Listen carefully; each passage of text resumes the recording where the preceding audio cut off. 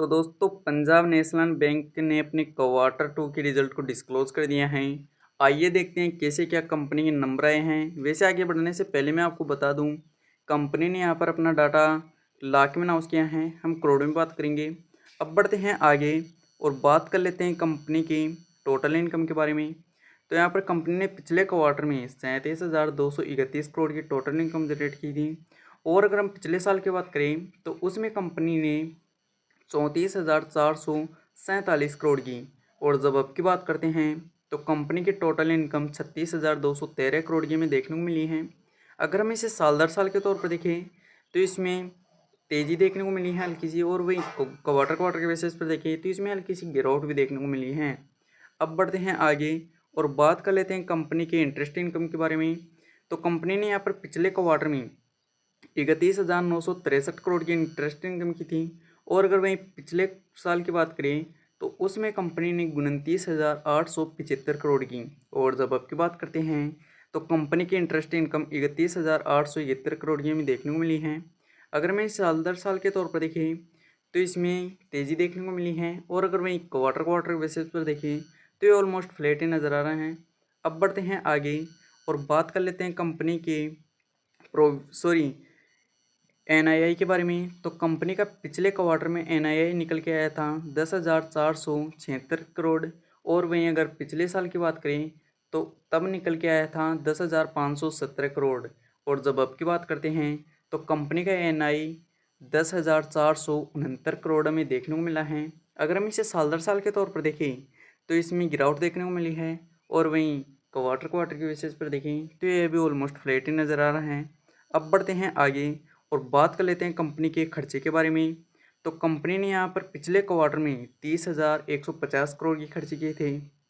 और अगर हम पिछले साल की बात करें तो उसमें कंपनी ने 27,593 करोड़ किए। और जब अब की बात करते हैं तो कंपनी के खर्चे 28,986 करोड़ में देखने को मिले हैं। अगर हम इसे साल दर साल के तौर पर देखें तो ये थोड़ी सी ज़्यादा देखने को मिली हैं। और अगर वहीं क्वार्टर क्वार्टर के बेसिस पर देखें तो कंपनी के खर्चों के अंदर थोड़ी गिरावट भी आई हैं। तो यहाँ कह सकते हैं कि कंपनी के खर्चे ऑलमोस्ट कंपनी के कंट्रोल में नज़र आ रहे हैं। अब बढ़ते हैं आगे और बात कर लेते हैं कंपनी के प्रोविज़न के बारे में। तो कंपनी ने पिछले क्वार्टर में 323 करोड़ प्रोविज़न के रूप में गए थे।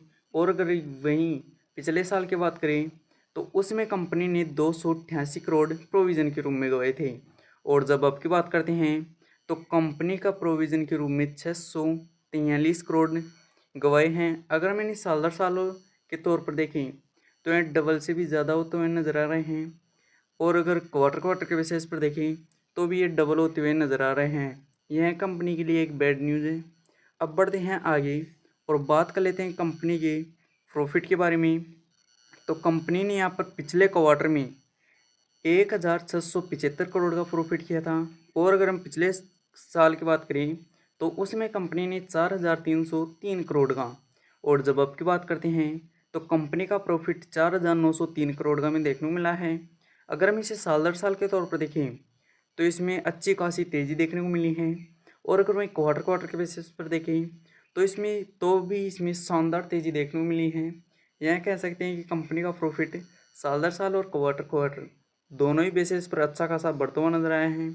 अब बढ़ते हैं आगे और बात कर लेते हैं कंपनी के ईपीएस के बारे में। तो कंपनी के यहाँ पर पिछले क्वार्टर में ईपीएस था 1 रुपये 46 पैसे। और अगर हम पिछले साल की बात करें तो उसमें कंपनी का ईपीएस 3 रुपये 90 पैसे में देखने को मिला था। और जब अब की बात करते हैं तो कंपनी का ईपीएस 4 रुपये 27 पैसे में देखने को मिला है। वैसे कंपनी के नंबरों की बात करें तो खुद तो कुछ ज़्यादा खास देखने को नहीं मिले। वैसे अगर आपको वीडियो पसंद आई हो तो लाइक करें, साथ ही मेरे चैनल को सब्सक्राइब करें। धन्यवाद।